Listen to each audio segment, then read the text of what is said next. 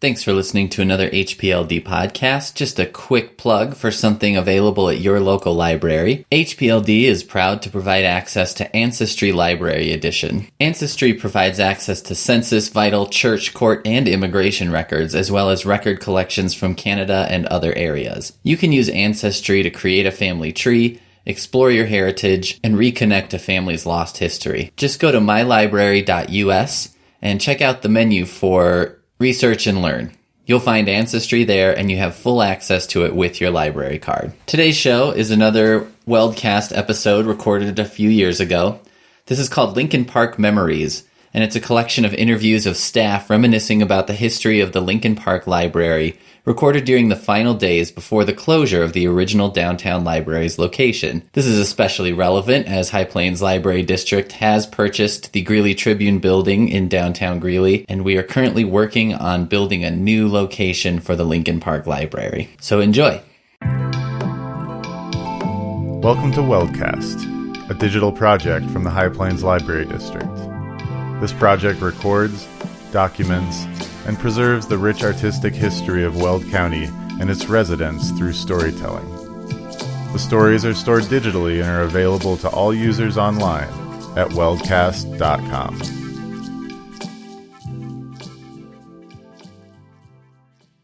Colin McCann, when he wrote the book Let the Great World Spin, he talked about the texture of otherness when he interviewed people for his book in New York City. And Lincoln Park Library is a tapestry of the texture of otherness. We see people of all walks of life. The diversity is just always very interesting, and how people interact in this very different world from some of the other libraries.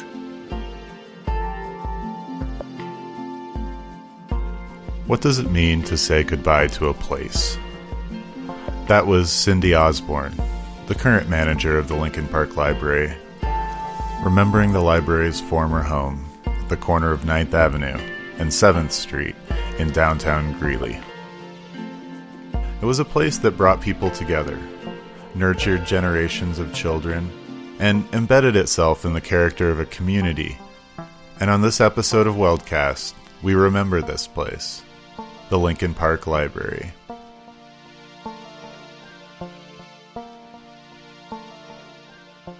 A familiar sight for anyone who spent time in downtown Greeley for the last 40-plus years, the library opened in 1968 as the Greeley Public Library in the east wing of the new Civic Center complex, sharing a wing with the Greeley Municipal Museum. In 1990, the library merged with the Weld Library District and became the Lincoln Park branch. And so it existed until 2016, when the library and the rest of the building that was once known as Greeley's Civic Center complex will be replaced by a modern hotel and conference center.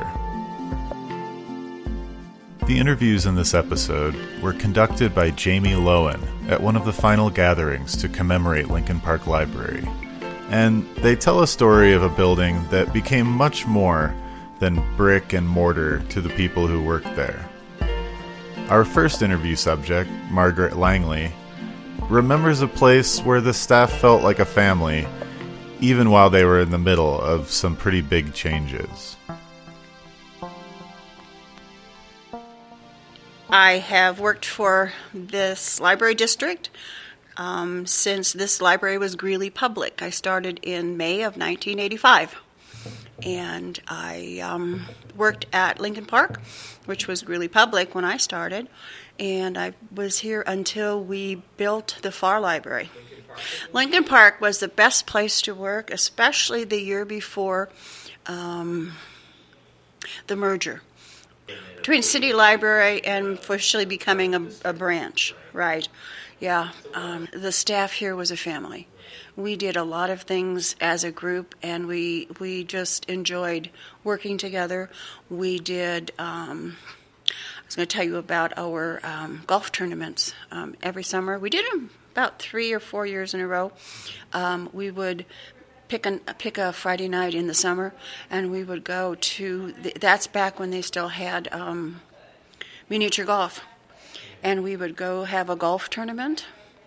And actually, we had pizza first. It was the pizza, golf, ice cream. Everybody in the staff, yeah. There were all of maybe 11 or 12 of us. Charlene and Sue Safrick, Lois Brown, who's now in Johnstown, was part of the group, Flo, and Tuna. Those are the ones that are still around who did that. The others have either retired or moved on. Yeah. But it was just a family time, and it was interesting. The merger was interesting because our director at that time was a well-known name in Greeley, or in libraries in Colorado. It was Jamie LaRue. And Jamie knew that the future of this library was going to be with the district. And so he was working to get the merger to happen, to change this library from a member to a branch. And he knew that he wouldn't have a job when that happened because the director of the district at that time was Luella Kinnison, and she was doing a fantastic job. And he knew that. So he knew once the change happened, he would have to look for another job because he wasn't a person who could be an assistant. He was the director kind of person. So he started putting out job feelers, and he got a job very quickly. And he actually left in May. And Shirley Stinkson was the other name I wasn't thinking of. Shirley was our reference librarian at that time, and when we were without a director, she would take over. And she also left. She decided to go back to school the same time Jamie left. So that left this branch, or this library, with no chiefs. We were all Indians, essentially. And the head of the Cultural Affairs Department at that time was Jill Rosentrader. And Jill had just gotten permission, or they started the building of the UCCC. And that was Jill's dream. So her focus, we thought, was the building of that building over there. So as long as the library was running all right, she kind of left us to do it.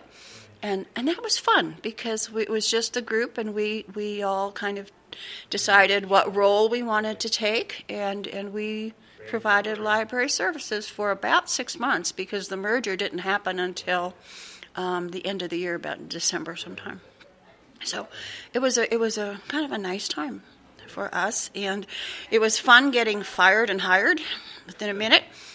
Jill came along and gave us the letter that says, sorry, you're fired from the city. And Luella came along and says, you're hired by the district, which is, it's just a fun thing. For a while there, we were known as Weld Library District Downtown Branch. And we had some very creative people, Charlene and Lois, of course, being the ringleaders in that. And Charlene, I think it was Lois, had T-shirts made that had that jingle. She set it to music to the tune of Weld Library District Downtown Branch, doo-dah, doo-dah. So we all got doo-dah T-shirts because we were the downtown branch for a while until they decided on Lincoln Park. So that's kind of a fun transition time for this facility. But, I guess what I really remember about the whole thing, it's been 30-some years, but when I started working here, this library was still in pretty much the dark ages. They were using the old Broad Art punch card manual system. And this was mid-'80s. It had never adopted the microfilming or those kinds of processes.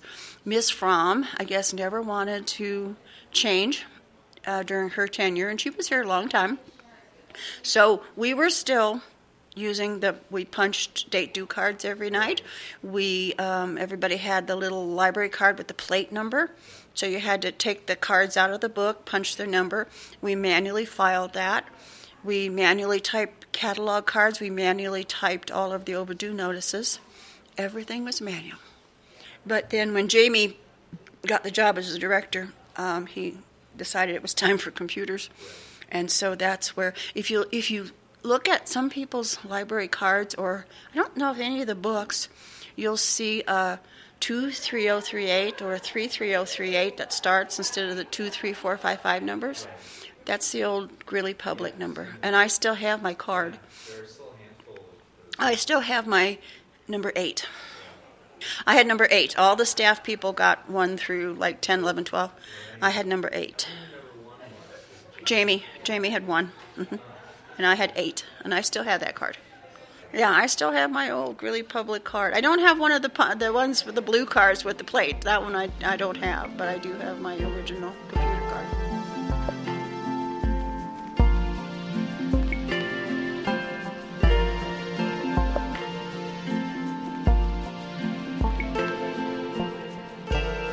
My name is Charlene Parker. I have been working for the library district since I was 25 years old. And I have to say, sometimes I feel sheepish about this because it's really not the way that the world works anymore. Most people spend, 5 or less years at a job, and eventually they settle in and, kind of finish out their careers. And I really started kind of at the bottom of the tier, which was back then circulation assistant. You did everything. So you checked in books and you shelved books. You prepared, you prepared books to go on the shelf. So you were typing catalog cards. You were covering books. You did a little bit of everything. And so there was this really good variety. The other thing that was interesting is I kind of happened onto this job when libraries were in transition. Libraries had kind of run like they always had for probably 50 years. You had, there were books, you had a card catalog, you stamped, you had some form of stamping the way to bring the book back. They were quiet places. So I kind of came at a time when libraries were in transition. And I hadn't been here more than a year or two before, there were murmurings of going on the computer. And at that time, I was one of the younger staff. And so when it came time to start doing data entry, because we had to take every title list, we had to use the title list and enter it into the computer, they suggested the young one do it. And I think it was because they really didn't think computers were going to last. And so we'll just give it to Charlene. So I started this path of, doing data entry, which was really pretty boring. And I didn't really know where it was going. So you were manually entering Right. Right. And it was, it took a long time, and there were actually days when I could practically fall asleep doing it. I had one eye open and one eye closed. But from that, then I guess a significant event that happened was the director that hired me retired about 5 to 6 years after I came. It was Esther Fromm. She was a lovely lady. But she had come up through the ranks, been, a World War II Depression-era child, and so I think she recognized that it was time for her to retire. So then we did hire Jamie LaRue, and Jamie was very eager to go on the computer. So that's when things kind of picked up a little bit, and at that point, he decided that, Charlene and another person could coordinate the efforts of getting now the books actually ready to check out.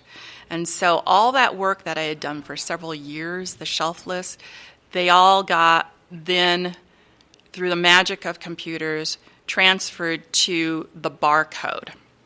And each barcode that we got was unique to a certain book. And so we literally got thousands of these computer sheets with these barcodes on them. And so we had to figure out how we were going to get those barcodes onto the right books. So another coworker and I figured out a way to get these volunteers, figured out how to organize them, and we tagged every single book in this library with the barcodes. Because Jamie had no fear of this, and one of the highest compliments I ever probably got from him was because he took me over to data processing and showed me the whole thing, and he said, you're really good at picking this stuff up. But we went live with the system the first day of summer reading. And so I always laugh when people talk about the stress of summer reading because we were stressed out, all these people coming, and we were doing this new system. So, we survived it. And then, from there on, amazing things went on with the computers, and libraries changed drastically.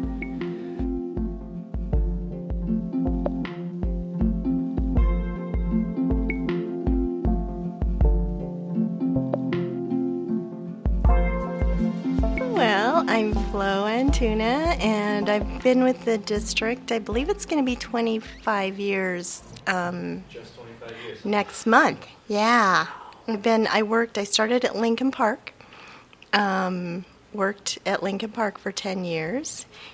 I had been working in a bank, and I don't know, I actually went on Jobline, and and I go, wait, and the qualifications looked, I go, yeah, I've got that then, so I thought I'll give it a shot, and went through a couple interviews, and and to my surprise, and I loved it. It was just amazing, so I really can't say that I really had a really bad day working here. The staff was just amazing. I just appreciated the sense of humor and the funny antics, and they'd have these running gags through the years. It was there for a while. We had a very funny supervisor and manager at that time, and Charlene Parker, when I started, it was Melanie Waquez, and then Marlene. There you go, another M name. Marlene Elder took her place, but they were just so funny together, and they had this running gag with these birds. They were abusing these little, little just like stuffed animals and chickens, and doing funny things to them, and we'd also have a summer get together, usually at someone's home, or it was just like a family, really. Family atmosphere.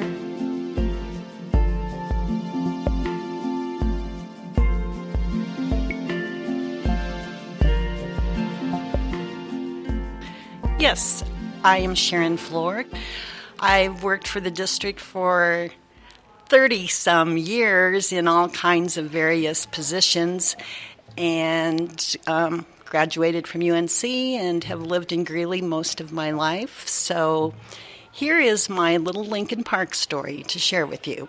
Several years ago, the administration decided that some of us in similar positions should trade library locations where we worked. So my example was I was in the children's department, supervisor of the children's department at Centennial Park, and Charlene Parker was head of children's department at Lincoln Park Library. So they decided it would be a good idea, I guess, for us as staff, as well as the public, to see us trade places and learn about the other collections and patrons, so forth, at other locations. So here I come to Lincoln Park Children's Department to spend a week.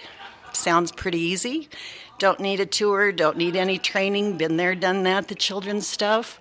But a couple of the first questions I got while being in that department were, where's the pencil sharpener?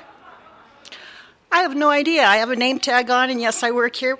I have no idea where the pencil sharpener is. Okay, so we'll figure out that answer. Next question. Well, I've been searching the shelves, and I can't find the Encyclopedia Brown mystery books or the series of Encyclopedia Brown. Well, let me help you out with that. They should be alphabetical, like everything is in the library, under the author's name. Well, no. Does Lincoln Park have Encyclopedia Brown books? Yes, they do, but theirs are separated into a mystery section.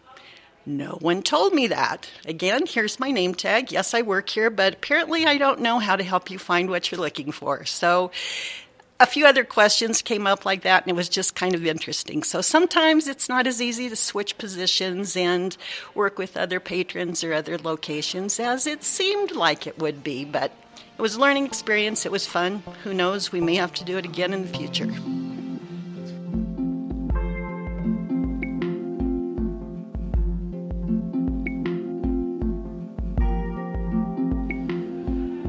Hi, my name is Michelle Pullman. I now work in outreach. I've also worked at Centennial Park. I got transferred to Lincoln Park. I've been with the library district 9 years. So Lincoln Park working here was an awesome experience. But my story more has to do with, this was my childhood library. My family lived a few blocks away from here, so we would walk over to Lincoln Park and get our books on a regular basis and do story times. So my story is remembering story times with Charlene. And Charlene led some of my story times as a kid. And the atmosphere here, it really installed my love of libraries and installed me wanting to get into libraries as an adult. So I remember Charlene as a child. I remember Margaret Langley as a child. And the way they did programming here, I remember some of the programming, like there was one where they brought in live snakes, and we got to hold snakes. And the way the programming took place, I felt that it was something as an adult that I could do, that I could pour my interest into early childhood education and be able to give more in that setting than if I became a teacher, and really plan and prepare more.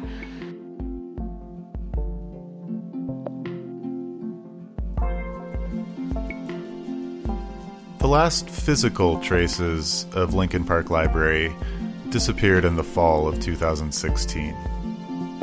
This institution that had weathered so much change during its lifespan would now succumb to the inevitable passage of time.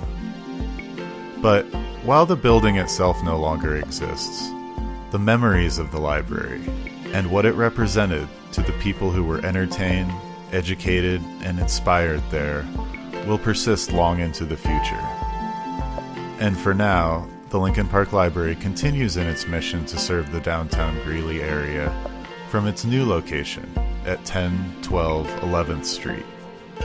And while there might not be many memories attached to this new building yet, give it some time.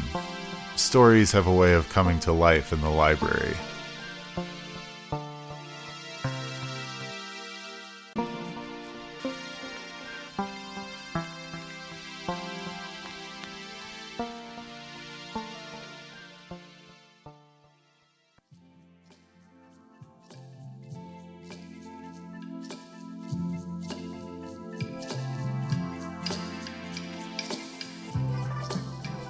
Thank you for listening to this episode of Weldcast. If you would like more information about the project, or you would like to participate, please visit our website at weldcast.com, or by calling 1-888-861-7323. This has been a production of the High Plains Library District.